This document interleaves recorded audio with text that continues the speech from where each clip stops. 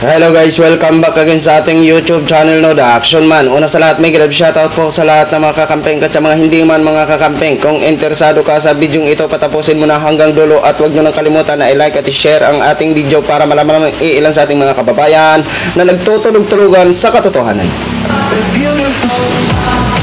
So muli naman nagbabalik ang nag-iisa nyong host na si The Action Man para magbigay ng komentaryo at reaction sa mga mainit ng issue ng bayan.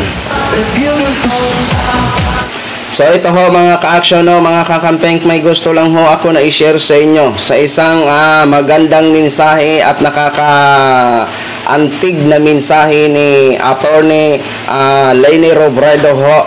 Ito po ay naganap sa pagtatapos itong taong 2024 ng Universidad ng UP of Baguio ho, mga ka-action. Ito po ang naging speech niya doon sa Baguio.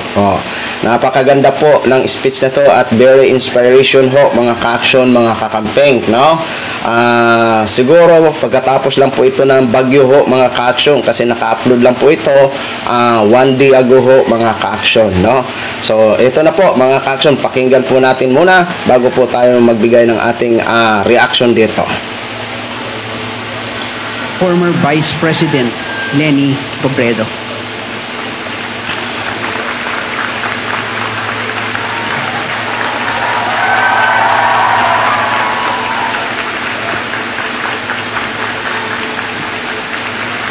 Maraming salamat po. Maupo po tayong lahat. Dr. Joel Adawe, Chancellor of UP Baguio, Honorable Regent Raul Pagdanganan, Honorable Regent Carl Mark Ramota, Honorable Regent Maria Teresa Alhambra, Attorney Robert Lara, Secretary of the University, my former UP dormmate, and now VP for Academic Affairs, and representative of UP President Angela Jimenez, Dr. Leo Cobillan, professors emeriti who are with us this afternoon, officials of the UP system, officials of the UP Baguio, administration, faculty and staff, graduates and parents, magandang araw sa inyong lahat. Maulan na hapon sa inyong lahat. Congratulations Batch 2024. Isang malaking karangalan na makasama kayo sa napakahalagang yugto ng inyong buhay. Sa nakalipas na mga taon, makailang beses na rin akong naimbitahan sa pagtatapos ng mga iskolar ng bayan. Totoo po yan mga ka-action, mga kakampeng. At halos na mga university ay siya po ang kinukuha para magbigay ng mga inspirational message so mga ka-action, mga kakampeng. Kasi alam naman po natin, sa ganda ba naman ng record ni Attorney Leni Robredo at nagmula din siya sa mga public school na nagturo ito dati at may experience siya sa pagiging teacher at may experience siya kung paano siya naghirap nung araw nang nag-aral po siya. So, hindi naman ito po si Attorney Leni Robredo porque medyo may kaya sa buhay dati is galante. Ano po to? Neutral lang po ito, no? Para bang kagaya sa akin nung araw, no? Na nakaranas din ng sumakay ng mga kung ano-ano, hindi maarte, mga ano. Kaya siya talaga ang may magandang inspirational message na maibibigay sa ating mga mag-aaral, mga ka-action, mga kakampeng, no? Kung paano niya enhance ang isip, kung paano niya i-deliver ang magandang mensahe para ma-inspire itong ating mga mag-aaral na mag-focus at makapagtapos ng kanyang pag-aaral, ng kanilang pag-aaral sa kabila ng kahirapan na ating hinaharap ngayon. Okay? Tuloy po natin. Diliman hanggang sa extension nito sa Clark at Olongapo, mula Manila papuntang Cebu at ngayon nga dito sa Baguio. Sa bawat pagkakataon, hindi ko maiwasan na makaramdam ng galak na para bang bahagi ako ng inyong tagumpay. At siguro nga totoo naman yon. Hindi lang dahil ako ay pinalad din na maging iskolar ng bayan katulad ninyo, kundi dahil ang tagumpay ng bawat isa sa inyo ay maituturing na tagumpay ng sambayanan. Binibigkis kayo ng pinagsikapan niyong sablay sa ating mga kapwa Pilipino na piniling tumaya sa inyong kinabukasan. karugtong kayo ng pinagsama-sama na mga pangarap para sa isang lipunan na mas maunlad at mas patas. As scholars of our people, you embody our highest aspirations. This is why you were offered the gift of quality education. This privilege is said to be more special because you are from UP Baguio. Marami nagsasabi na iba ang ihip ng hangin dito. Malamig ang simoy at may kasamang kapayapaan sa gitna ng napakaingay na mundo. Dito, mas ramdam ang laya para mag-isip at lumikha. Buhay na buhay ang komunidad. Sa loob man ng mga silid-aralan, sa mga student organizations, o kapag nakikisalamuha kayo sa labas. Sa pirasong ito ng Baguio, nabuo ang napakaraming mga pangarap at mga karanasan na mag-iiwan ng panghabang buhay na mga alaala. Kinakatawan ng inyong campus ang isang mahalagang pahiwatig. Ang paglapit ng dekalidad na edukasyon sa mas malalayong bahagi ng bansa sa pamamagitan ng sama-samang pagkilos. Mula sa pinsala ng digmaan, inilaban ng UP alumni dito sa Baguio na muling maitayo ang dating College of Arts and Sciences at inanyayahan ang buong komunidad na makibahagi sa pagpapayabong dito. Ilang dekada mula noon, itinuring na ang UP Baguio bilang pangunahing tertiary education dito sa Norte. Kanlungan ng pagsasanay sa iba't ibang larangan at tagapangalaga ng kasaysayan at katutubong pagkakakilanlan. But true to our university's systems ties to the nation, learning here in UP Baguio happens beyond the pine-clad hill. Ang pamantasan ay nakatindig dahil at para sa sambayanan. Kaya natuto kayong manindigan para sa komunidad at para sa kapwa. Mula sa pangangalaga ng kalikasan, mga tradisyon at kasaysayan, hanggang sa mas malawak na panawagan para sa pantay-pantay na karapatan. Bahagi na kayo ng pakikipaglaban para sa Pilipinas na ating mga pangarap. Sa mga taon ninyo sa UP, naging mulat kayo sa sanga-sangang hamon ng ating panahon. Milyon-milyong Pilipino ang lubog pa rin sa kahirapan. Maraming komunidad ang nakakaramdam na napapabayaan sila at napag-iiwanan. Nakakapanlumo ang estado ng ating edukasyon. Kulang o sira-sirang gamit at pasilidad, kakarampot na sahod ng mga guro, at kahinaan ng curriculum at mga pulisiya. So, putulin muna natin mga ka-action ha. So, dito po, totoo po yung sinabi ni Attorney Leni Robredo. Tayo po ay dumadanas pa rin sa kahirapan ngayon. Aminin man natin sa hindi, yan po ang totoo. Pero pasalamat na lang po tayo at gumagawa din ng magandang hakbang ang ating gobyerno para maibsan ito kahit papano. At totoo din po ang sinabi ni Attorney Leni Robredo na kulang sa pasilidad, may mga sira-sirang pasilidad ng ating mga classroom at kulang ang ang sinasahod ng ating mga guro, mga ka-aksyon. Mahirap ang tinatahak ng ating mga guro ang ilan sa kanila, lalong-lalo na kung sila ay nasa liblib na mga kalugaran kung ma-assign mga ka-aksyon. Grabe po ang pagsakripisyo nila. Kaya sana, ito lang po ang hinihingi natin kay Mr. President Bongbong Marcos na sana mapansin niya po mga ka-aksyon na maitaas lang naman ang sahod ng ating mga guro. Alam naman po natin na inaprubahan niya na ang dagdag allowance ng ating mga guro. Kaya maraming salamat, pero magpapasalamat tayo ng lubos-lubos kung ito ay maipasa na sila ay taasan ng sweldo gaya ng ating mga kapulisan.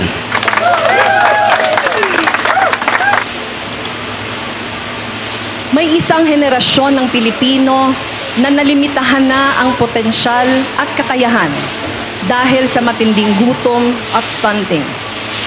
Ang mahuhusay nating healthcare professionals, pinipiling lisanin ang bansa para sa mas magandang oportunidad. Hindi pa rin natin nasisingil ang mga nagnakaw ng bilyon-bilyon sa kaban ng ating bayan. Mailap ang hustisya para sa mga salat sa buhay. Marami sa ating mga kababayan ang napaikot na rin ng tumitinding operasyon ng disinformation na bumago sa kanilang pagtingin sa mundo, lalo na sa ating kasaysayan. Hindi natin maikukuble ang masakit na katotohanan. Nagiging manhid na ang marami sa ating mga kababayan. Dahil alam niyo mga ka-action, ang lalim nun kung intindihin, di ba? Hindi pa rin natin maikukubli na minsan marami ang natin ng mga kababayan. Hindi pa rin natin maiwasan yan mga ka-action, mga kakamping. At nagaganap po yan during election na mga manhid nating mga kababayan. Ano bang ibig sabihin nun? Ibig sabihin, para sa akin, analysis, no? Nagiging manhid ang ating mga kababayan na kahit hindi na dapat iboto o ibalik sa serbisyo, pero wala din po sila magagawa kung sakaling opera na po sila ng peso o 5 peso o 1,000. Dahil nga po sa kahirapan ngayon, kaya pinipili na lang nila ang maging manhid. Gustuhin man nila na hindi na nila iboto, pero dahil nga po sa binigyan sila at tinanggap nila, so kailangan nilang iboto.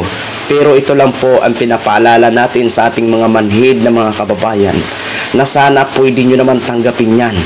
Dahil kung hindi nyo alam, pera din natin yan ang kanilang ginagastos para sa kanilang ipapanalo.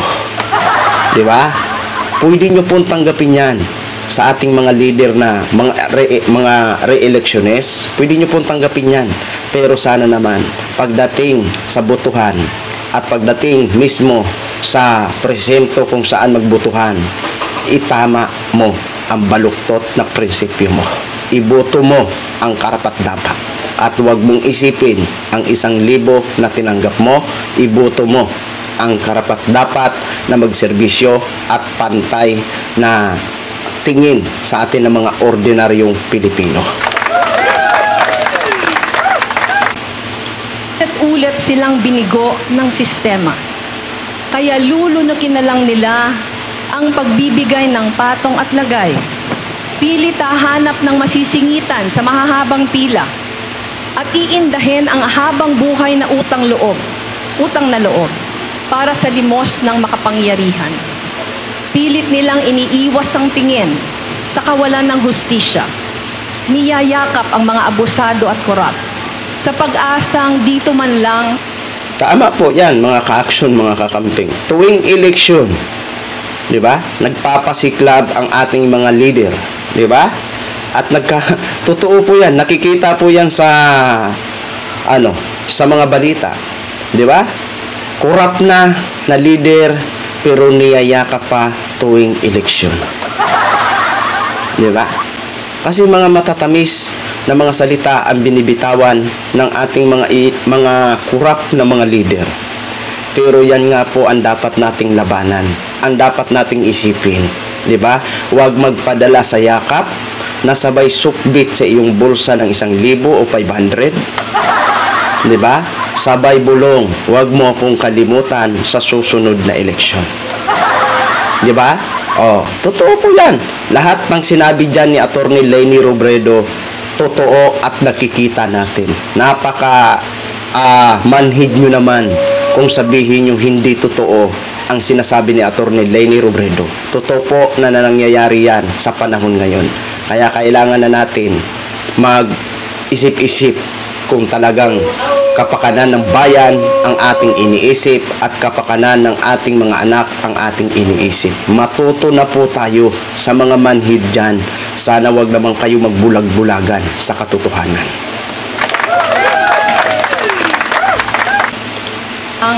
Ay may mapapala sila.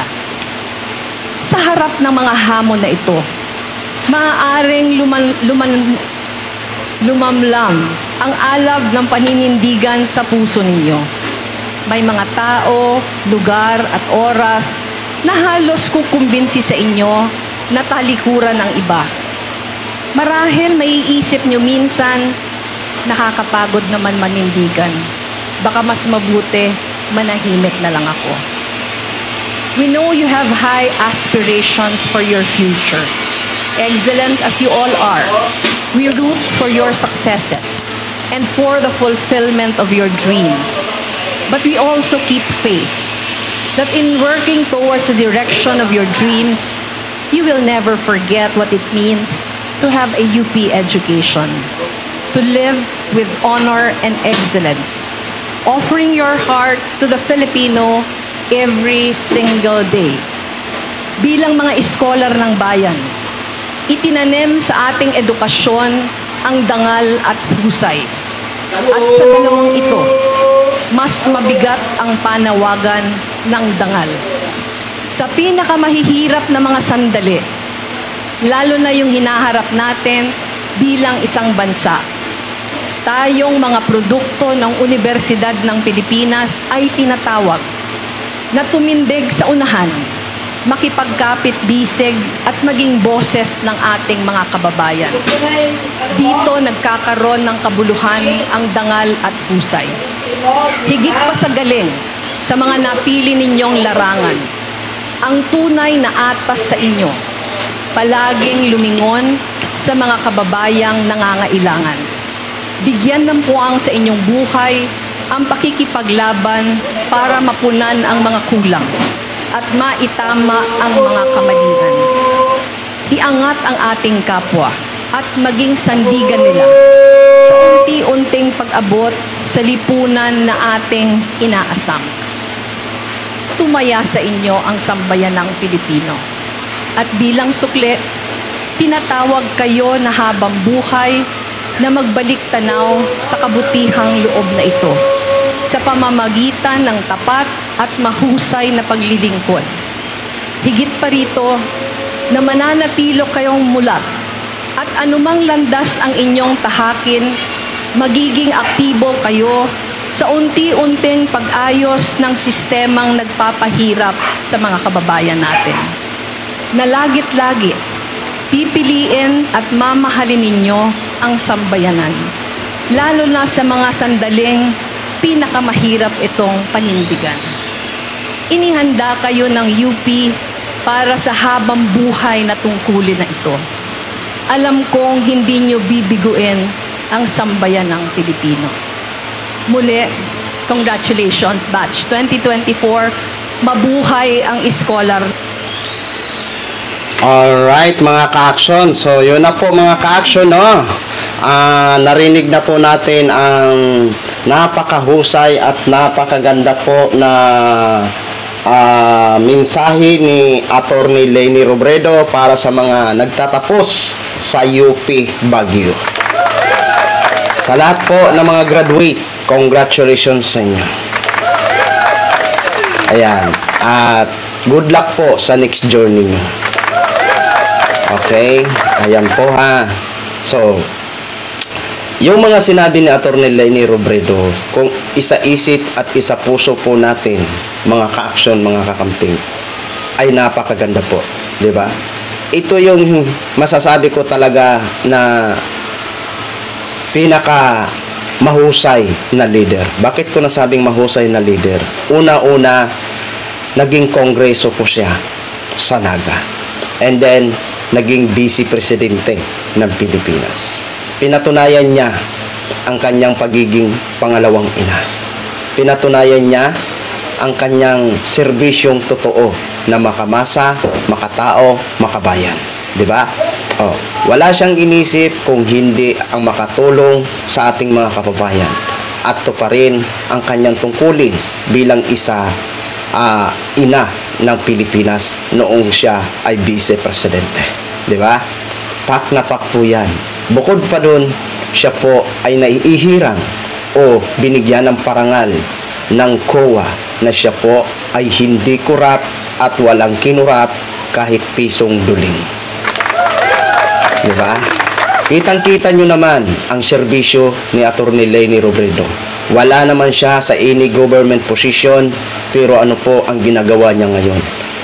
Katuwang po siya ng gobyerno. Diba? Oh. At isa pa sa nakaka-proud kay Atty. Leni Robredo. Imbis na ang ating Vice Presidente na si Vice President Sara Duterte ay makikita natin tuwing sakuna, pero wala po siya dahil nga po may personal na lakad doon sa Germany. Pero intindihin na lang po natin dahil baka naman talagang nagkataon lang mga ka-aksyon, mga kakampi. Pero dito kay attorney, proud po tayo, di ba? Dahil nakita po natin na parang sila ba ang vice at presidente, si President Bongbong Marcos, kasi nagsabay ho sila pag-ikot mga ka-aksyon. Buti na lang hindi sila nagkatagpo, dahil kung nagkatagpo siguro yun ang napakagandang eksena, di ba? So yun lang ho mga ka-aksyon, mga kakamping. Muli, sana manindigan po tayo sa tama. Kung gusto natin ng pagbabago, iboto ang tama. I-chapwera ang mga walang silbi na ating mga opisyal at ilagay natin ang mga matitino at mga kwalipikado, mga abogado at may mga experience na mga opisyal. Maraming salamat po. Ako po ang inyong lingkod, si The Action Man. Have a good day, everyone. Beautiful.